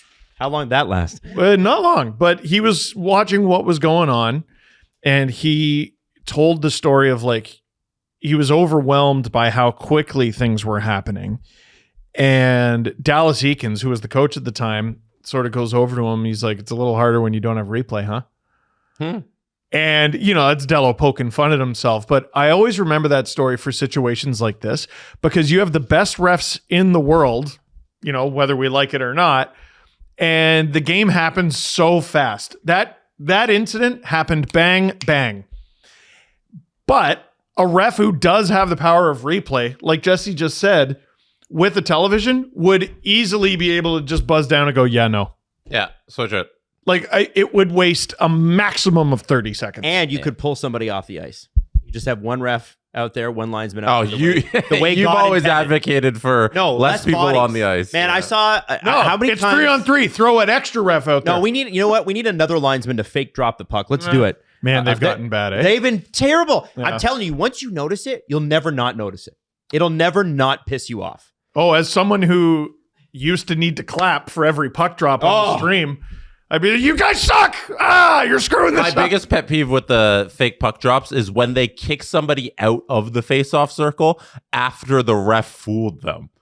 Yeah. The linesman will fool Matthews with a fake drop and then kick him out because he fell for the fake drop. I bet he Like, just... what are you doing? You think he was just like, psych? And then like Matthews will turn and yell at him. You're like, no, get out of here. And then Willie's got to go take the fucking draw. Well, and here's the sort of thing that I start to wonder is, again, Tim Peel, bless him, gave the game away on a hot mic one day. He called a penalty. I guess he wasn't all that happy with it. And then he was looking to call a penalty against the other team to even it up. So all these theories that we've had for years were correct.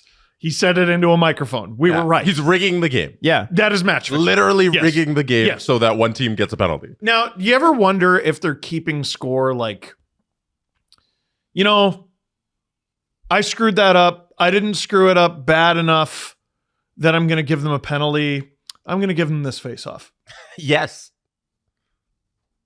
I'm serious. Like, I absolutely... If you found out that was a story today, would your heart rate even elevate? Nothing you're saying is crazy. No. Like, this isn't the Epstein files. No. Damn. Hot damn. Which are a hoax. And also, the Democrats are in them, even though they're a hoax. I shouldn't Anyway, no, sorry. You can't. He can't hold back. He can't help himself. Guys, I think he might be in them. He's a dog and a squirrel. I think, yeah, anyway, squirrel. Yeah, except the squirrel is fucking the world up. I 100% think refs will kick out one guy at one point, or if he's like, that wasn't really fair, he'll do it the next guy just for the sake of it. Yeah. I golfed with you in the summer. I didn't golf with you in the summer. Guess who's winning the draw? Yeah, I think Bedard, and we've seen this a few times, needs to sign some more sticks. Yeah. Because I don't think his team gets fair whistles yet. I don't think he's earned the respect of the referees yet. That happens on a Sidney Crosby line. If that happened to Sidney Crosby in 2007, I know which way the call is going. If that happened to Sidney Crosby's on the ice now, I know which way the call is going. And by the way, they're opposite. The refs used to hound Sidney, and he used to scream and yell. And you can't believe this. People of my generation will remember, and I'm only 37, that Sidney Crosby was labeled as a whiner. Yeah. Oh, man, whiner. that kid's whining. What kid? You mean the one with 4 of his own teeth poking out of his lip? Yeah. They used to beat the shit out of him. Yeah. You whiner. Yep. Hey, Steve, what do you got there on the table? Oh, this is an Aura frame. Ooh, tell me about it.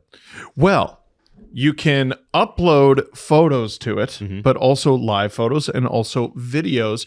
But what happens if you don't want a photo on there anymore?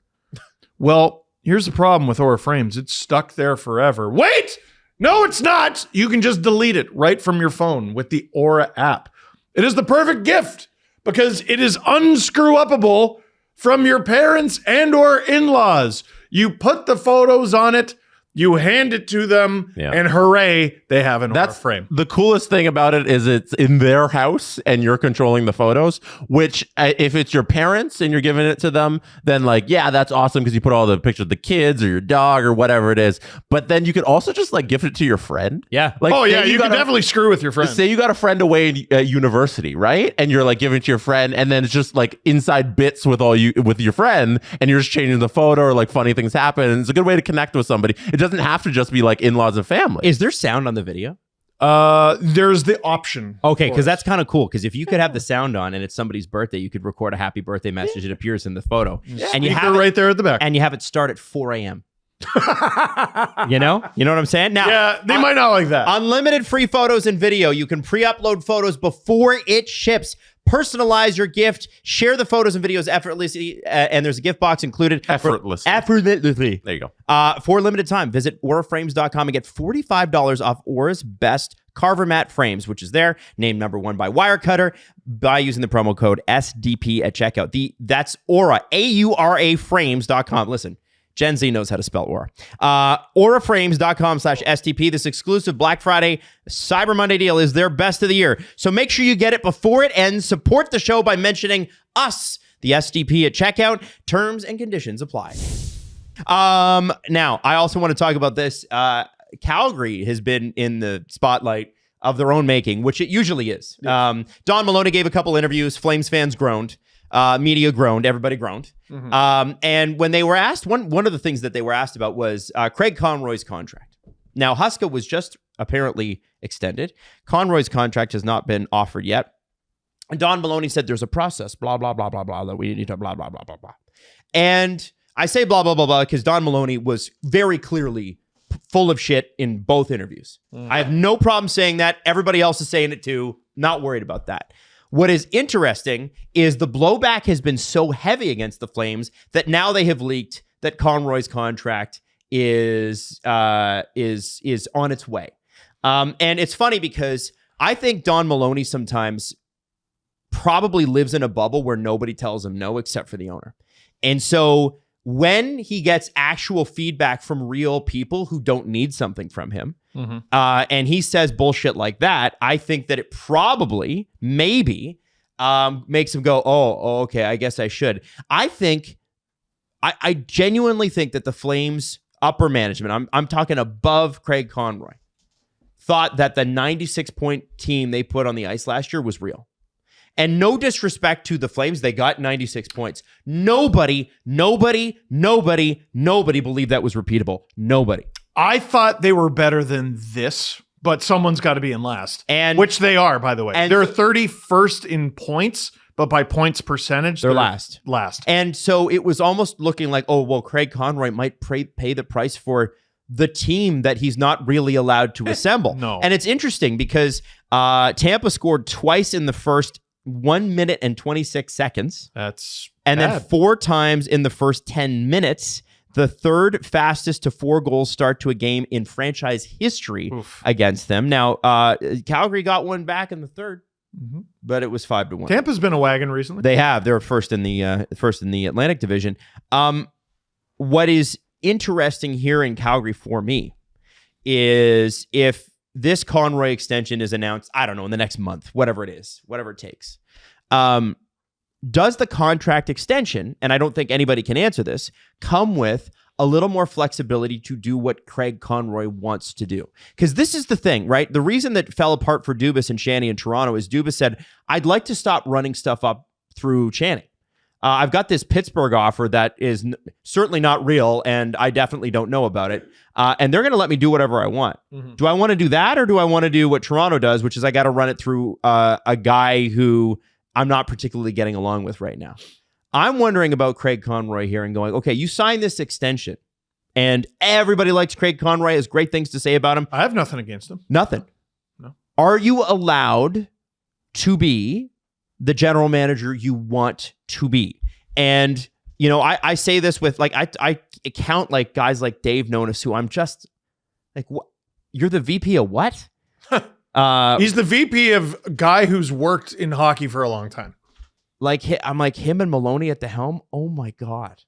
Yeah. No offense, Flames fans. I'm glad I'm not a fan of the team. That's an old boys club. Yeah. That management That's box the Murray smells like Edwards cigarettes. Drinking Buddies club.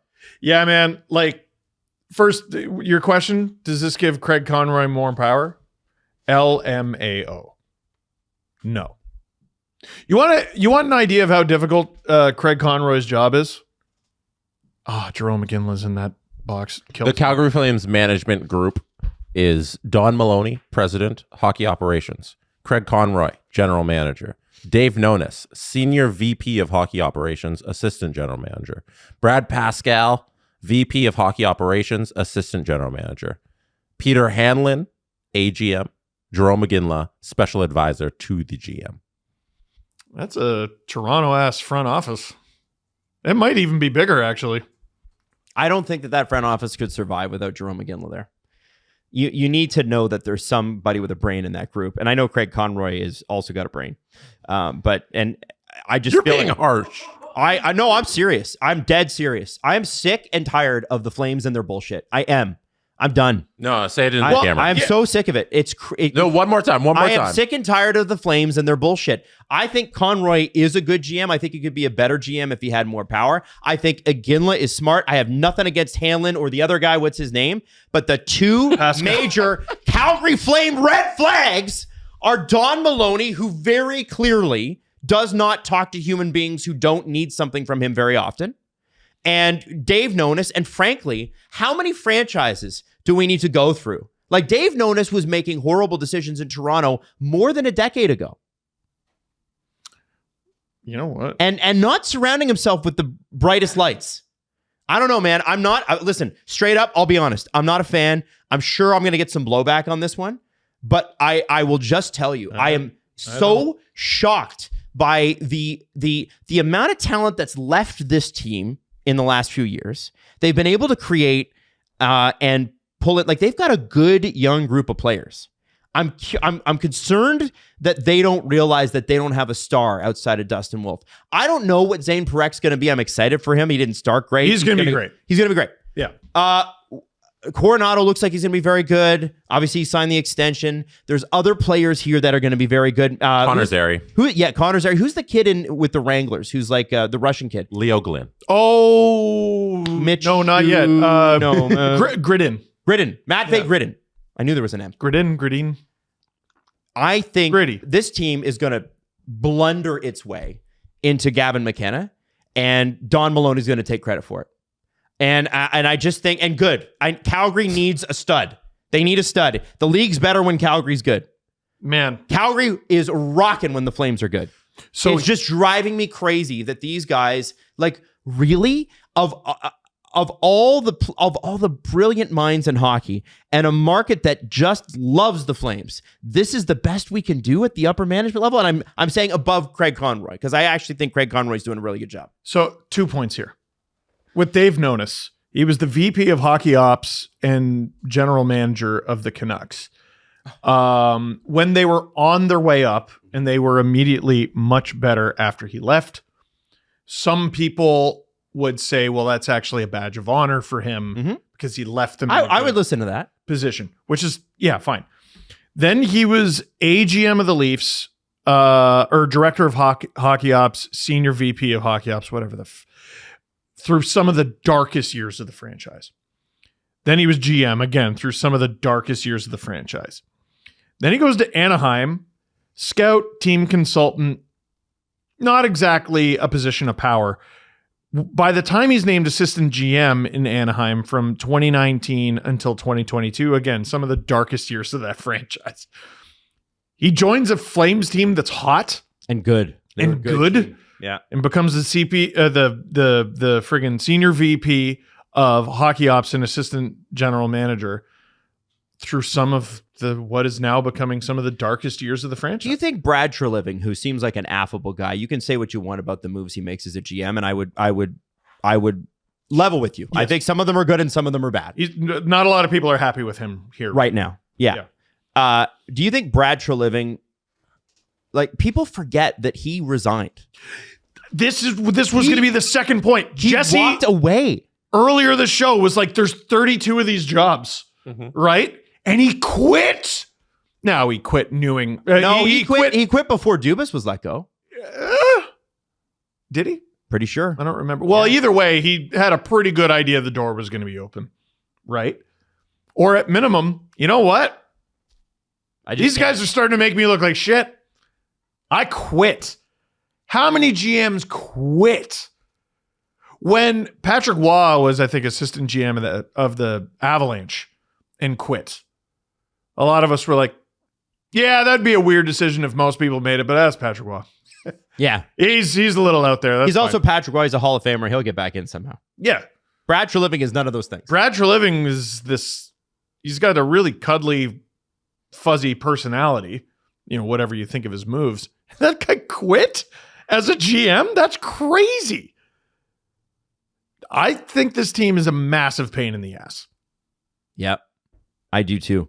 I think that they could be a bigger deal in Calgary if they weren't run by decision makers. Listen, do I think that Dave Nonis is a stupid guy? No. Do I think Don Maloney's a stupid guy? No. The word I would use is out of touch. And my biggest issue with Dave Nonis in Toronto, and this is 10, 12 years ago, was he refused to learn. Mm-hmm. Hockey is this way. The Leafs were, at that time, it's hard to believe, anti-analytics. Yeah. Not just neutral on it. No. We don't want that. Very hardcore, not analytics. And so I look at these two guys specifically and I go, is that the best you can do? Are they really and truly, for the money you're paying them, going out there and trying to learn and to grow and to move in the way that hockey is moving? Because I think Craig Conroy, to me, and I've said this on our live stream, because somebody asked me about this the other day. And I just said, I said on the stream, I was like, I'm so tired of the Flames. I'm so tired of hearing about the Flames. And I said, the crazy thing about the Flames is I like all their players. It's not the players. But I feel like everybody's going to the sword fight with a shield and a sword, and Craig Conroy has to use the shield on his back. Because I don't know that, I think he's going into the sword fight with a sword, but he's got to watch his back. And I feel like that's the Calgary Flames. And it's, you know what Calgary looks like? Toronto 12 years ago. I mean, Dave Toronto Nonis, had a good group of young players. Wasn't a star yet. We didn't have a star yet. For a decade and a half, Dave Nonis has had a type, and that type is bad hockey teams. Yep. Now, in fairness to Dave Nonis, I don't know if anyone's going to have success there. Like, we just listen to the conversation we just had. It was about, can Craig Conroy do what Craig Conroy wants? And the guy above him is Maloney. And even him, I think he's just the dartboard. Like, Maloney and Brad, for most of their career, were like this. Like, through Arizona, through Calgary, it's ownership. We've said it for years. They have some of the most. It's a high bar. There's a lot of them. But they have some of the worst meddling owners in all of hockey. Well, I look at Vancouver too, and I asked somebody who would know the other day, what kind of position do you think ownership has put Jim Rutherford in? And they just said, and this person isn't known for like blowing up things, whatever. They said definitely not a good one. No, of course not. And those two franchises, I feel like Canadian markets are being robbed because of just ownership who I would rather be surrounded by people who say yes to me. And I accused the Oilers of this pre-Connor McDavid era, and I think it was true. And actually, during the Connor McDavid era, we saw it, right? How many former Oilers were sitting in the press box with the owner because the owner's like, yeah, I'm a rich guy and I own whatever, and they were getting nowhere.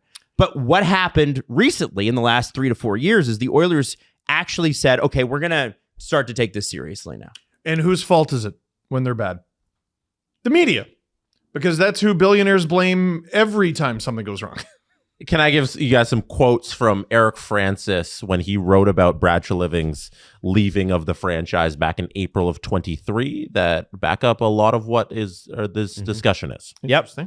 So Don Maloney in his press conference where Brad Treliving they were revealing that Brad Treliving chose to leave, said, "Today is not a good day for me," said Maloney, lamenting the awkward scene hours before the Stanley Cup playoffs started. "Brad Treliving is a good friend and a very good hockey man. He left us for his reasons, but we move on." That's what Maloney said about the situation. That was before the playoffs started. Yeah, it was April 17th. So I don't think Shanny was in touch at that point because he'd already offered Dubas an extension at that point. You said this was April? April 17th, 2023. Wow, yeah, that's definitely before Dubas got fired. Yeah, Wow. so he didn't have a job lined up, Treliving didn't, but he probably had some little feelers out there that he could probably get another job. But he didn't have a job lined up. He At did least not have one a wasn't job. open yet. Yep. So Eric Francis wrote about the day when Maloney was doing his press conference. After 9 years as GM, Brad Treliving made the difficult decision to do what few team architects ever do: walk away. This was, without question, Treliving's choice. He fired the Flames, not the other way around. His contract was set to expire on June 30th, but on Monday morning, 5 days after quietly informing then assistant GM Don Maloney he was done, it was made official. I mean, it's he's in the spelled hot out seat there. in Toronto, but like objectively, That's ballsy. well, it was ballsy, but objectively the right choice. Like, there's no guarantee he gets brought back in Calgary, and even if he gets fired by the Leafs tomorrow, he turned it into a pretty high-paying job for another couple years. I think, Steve, that they were absolutely bringing him back, which is why they wouldn't allow him at the draft table, which is why they keep using Toronto as leverage and won't do business with Toronto. Like they are salty about that. And listen, you don't want to make a trade with the team. Like, I get it. Fine. You're salty. But I do think that him leaving wasn't the problem. I think him signing somewhere else so quickly was. And he caught them off guard. Like, I think Maloney thought he would be with Brad for a long time after the many years together. He probably thought it was going to continue past that contract extension. And he decided that I've had enough of meddling ownership. And in this article, John Bean, I believe, who was the CEO at the time when Brad Treliving was there with Don Maloney, he said something I think is fascinating that just backs up everything that this entire conversation is about. Because in the press conference, when Brad Treliving was leaving and the Calgary Flames were still struggling at the time, they weren't the 2021 Calgary Flames, Bean said this: "I'm not allowed to ever use the word rebuild," said Bean, echoing the this is Eric Francis now, echoing the age-old sentiment of an ownership group whose penchant for trying to remain forever competitive has left the team stuck in the middle for 2 decades. Not good enough to be a serious competitor, but not bad enough for a top draft pick. I think it's so funny that this is written back in 2023 and we sit here in 2025 and these words could have been written yesterday. It's Not a almost damn thing's 26. changed. And you know what's crazy is they've done a good job of collecting prospects in that. Imagine they've done a great one. They could be next, like this year, they'd be bad. But next year they could be this year's Ducks. I don't think they're in line for a long rebuild. I really don't. You have a goalie of the future. You used the forbidden word. Oh, no. We So need more it's Don Nazapazes. Maloney's job to word it differently, like a parent trying to convince their child to eat something. You got to remember, though, Don Maloney's history is the Coyotes, which was all spin. Remember the bullshit we were fed year after year, owner after owner, arena after arena. And Don was really good at managing up. He was there when I think he was there with Barraway. He was there with the NHL. He was there with whoever was before the NHL. Remember, the NHL owned the Coyotes for like 3 years. Barraway, there's a name. And That's been a while. Here's a guy who was like, you know what? Don't worry, this year it's going to be better. And they did have that one year they went to the conference finals. Treliving was a part of that group too, In 2012. and that was exciting. Yep. And then they instantly went to the work stoppage right after. It's that. almost like how the Calgary Flames had one really good season and then they haven't been anything. Isn't it funny, Jess? I think Don Maloney is really good at working with bad owners. Yes. I think that is one of his specialties. He knows how to manage up with these people who aren't good at running these hockey teams. Is he good at it? I think he's good at getting a paycheck out of them. Yeah, I mean, from that respect where he can keep the job with the bad owners Right. and do their bidding. He's not good at building a good hockey team in those circumstances, but he's good at being underneath that bad owner Yeah. and doing what they want. They just make such a disproportionate amount of noise. Like, they're so loud and so bullish on their own bullshit. Mhm. Like, it's, you know, I've called Barry Trotz the worst GM, and I need to reconsider that because he's got one of the worst teams in the NHL and he's open for business. You're one of the worst teams in the league. That's the right move. Craig, I don't Trade think guys. Craig Conroy's not a bad GM. No, He's not allowed to do not. anything. he's worse than a bad GM. He's a GM who's not able to do what he wants. Yeah, his hands are tied behind his back by the owner. I mean, the dumbest thing you could do, like, man, I thought you were a billionaire. I thought you were a rich guy. Why are you charging? Why are you paying Craig all this money when you're in charge? It's just you. And you got this front office packed to the brim. 6 guys. You've got a president. You've got a GM. You've got a senior VP. You've got a VP. Both of them are also assistant general managers. Then you have a guy who's just an assistant general manager. So you literally have your assistant GMs ranked 1, 2, and 3. Yep. Right? Because Nona's senior, then there's VP, and then there's blank, plus Jerome McGinley. You know, add another one in there. What's one more? It's crazy that there's 6 guys in that front office, and look at that. Look at that. There's 6 men pictured there. None of them make decisions with the Calgary Flames. How much money's on this page right now annually? Not one of them gets to make a decision with what goes on with the Calgary Flames. You know, I wonder. Not one. People have made fun of Kevin Adams because he's got to run even like a player for a 4th round pick up the chain, right? Yeah. I feel like it's got to be the same for Craig Conroy, which is why I hope in this extension that he gets a little bit more leeway. Terry Pagula is way smarter than Murray Edwards because he's like, Murray apparently doesn't even spend a whole lot of time in North America anymore. Well, That's there you the go. other problem. well, like Terry Pagula, at very least, when someone calls him and goes, "Hey, I want to work for the Sabres and I want to make decisions," he has the dignity to tell them, "Well, no, I do that."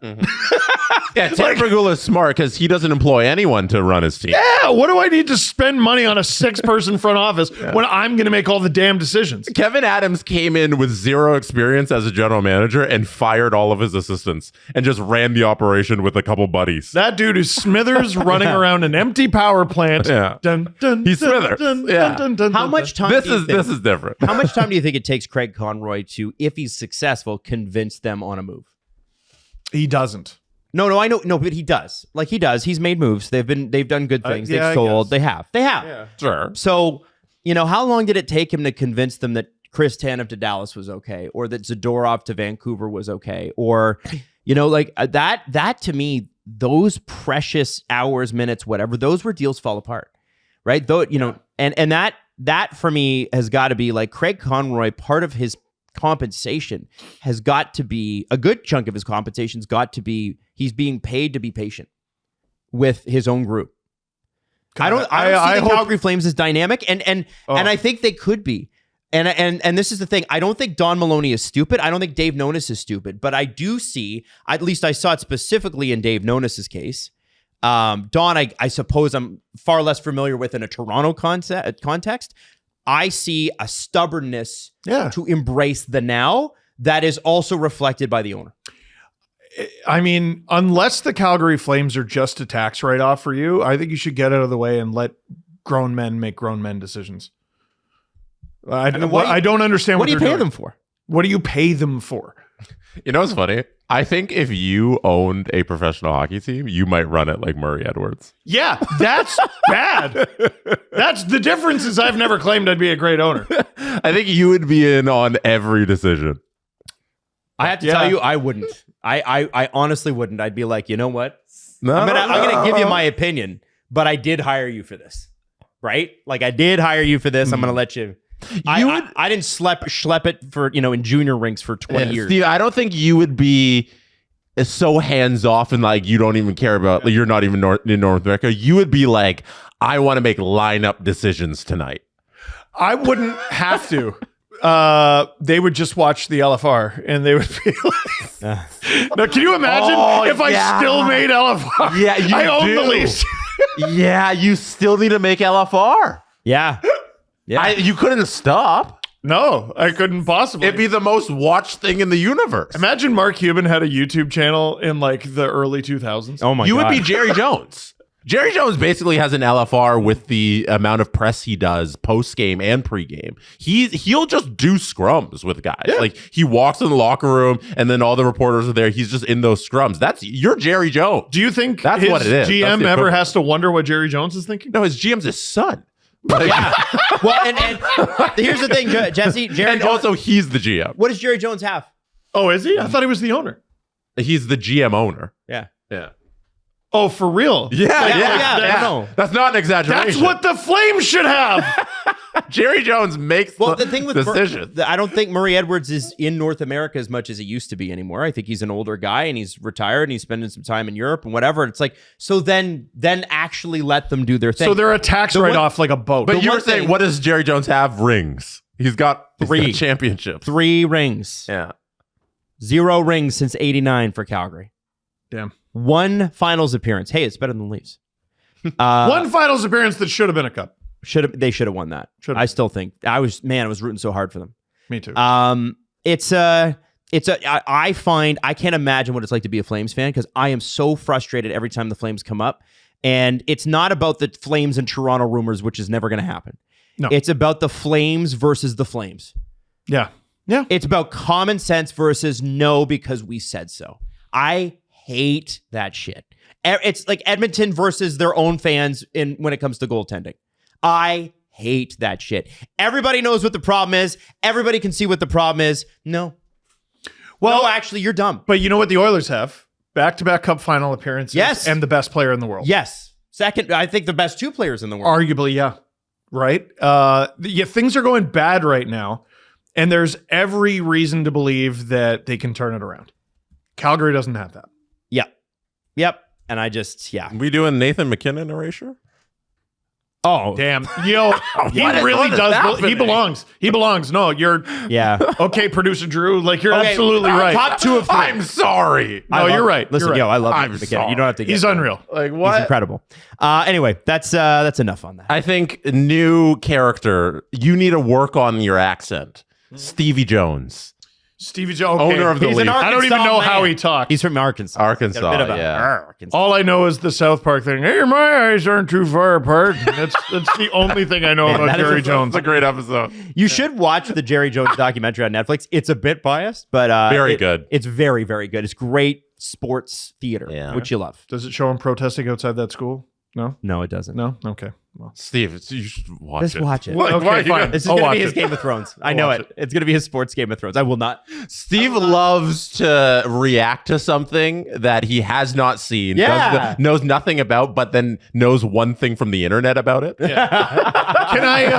I watch his documentary in like 46 parts on TikTok with a video game being played above Yes. it? Oh, okay. You're good. like, oh, I've seen that Hodor scene on Twitter. That's gonna be my Game of Thrones. that's thing. all I know about him. Yeah. You know, Steve, I will guarantee you it will be more entertaining than watching a supercut of Austin Matthews goals. Probably not. By the way, something to mention before we sort of get close to wrapping this up, unless we're going to do a press conference. I'm happy. You should be rapping. Canadians and Mike Matheson have made progress on extension talks. 4 to 5 years probably could be announced today or tomorrow. And that's according to several reporters. Surprised. Yeah. I mean, you know what? He kind of rocks, though. He's a really good defense. Actually, it looks like it's broken. It looks like unconfirmed 5 years times $6 million. That's great. I love that. I love that for them. 5 years. How about friggin' Mike Matheson? He's gotten Mike Matheson in his career has gotten an 8 and a 6 year deal. It's sick. That's wow. The Habs are spending a lot of money on D, but it should also be said that they're good. Well, let's fire the extra. You don't think that's why do you love this so much? I think he's a really good player. And I think $6 million when the salary cap next year is going to be 105, and then the following year it's going to be 115, maybe 120. So he's going to be making towards the midsection of this deal because he's 31 right now. It does take him till he's older, but we're talking about a guy who's going to take up 3 or 4% of your cap in 3 years. I don't know. I don't hate it. He's going to fall back down the lineup. Like, he's not going to be their top defenseman forever, but you're getting like here's the thing. You can pay Mike Matheson, or next summer you can try to replace him. Does it say anything about David Reinbacher, who No. they picked 5th overall? It says they should have picked Mitchkov, even with the season he's had. Well, I feel bad for Reinbacher because He's always injured. He hasn't like played hockey, which you need to do. Interesting. Mm-hmm. What? Well, I Like, don't think in order to develop, you need to play hockey. it was and he super hasn't. weird when they drafted Reinbacher too, because it was like he's got a high floor but a low ceiling. I'm like, for a 5th overall pick, really? Okay. I'm gonna operate under the assumption he achieves everything that they want him to, which is why I'm looking at this deal a little sideways just because of that. But I think he was only ever supposed to top out at like a low top 4 defenseman. That's the part for me that was weird about the Reinbacher pick. I wonder if he turns into trade fodder. Yeah. I don't know. Yeah. Yep. Interesting. Anyway, that will be it for us. But stream tonight, 5:00, coming back. Woo! Getting ready, Washington, Toronto. And then Steve, you're doing a stream tomorrow night. Sure am. And Jesse is keeping his mustache until Sunday. And remember, last few days of November, my wife is thrilled. She can't wait for me to get rid of this thing. Same. Get those donations in. We're coming for you, Pizzetta. Woo! The Steve Dangle Podcast. Follow the guys on Twitter at Steve_Dangle, at Adam WYLDE, and at Jesse Blake. Connection complete.